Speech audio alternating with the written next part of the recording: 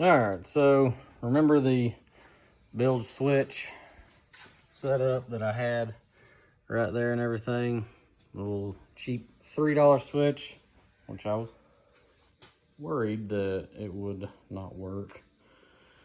But apparently it got a little bit of water in it, even though it's supposed to be waterproof.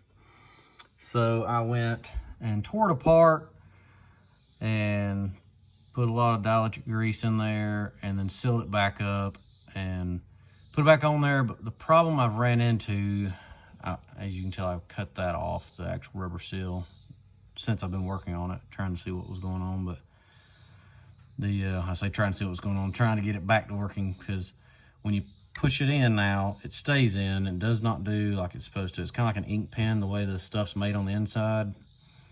But if I catch it just barely on the lip and kind of flick my finger past it, it will open back up.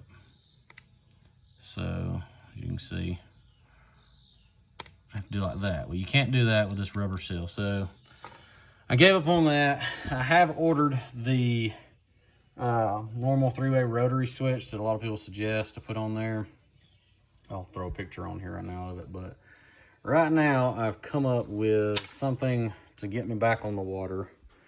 I went and got a already pre-wired switch. I think I paid like $6 for it at Amazon, and I have siliconed this thing all to pieces.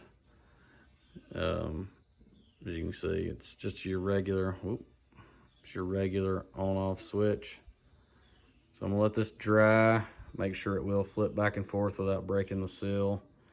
And I'm gonna wire it up, and I'm gonna try to run this, at least temporary, till I can get the other switch in, but I'll let y'all know how this works once it gets wet.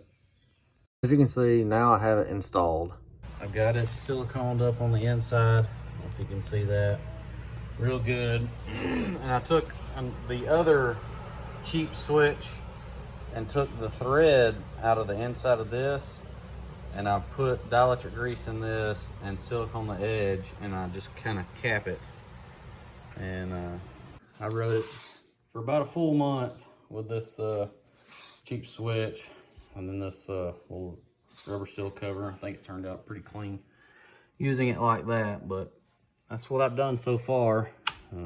After a month of use, it's still working great. So yeah, I think I've got maybe $8 in this whole switch. I had to get obviously the 2 pieces of the switch, or the one toggle switch, and then I bought those cheap switches for like $2 or something off of Amazon. I'll put the link in the description for all these parts and everything, but that's pretty much what we got.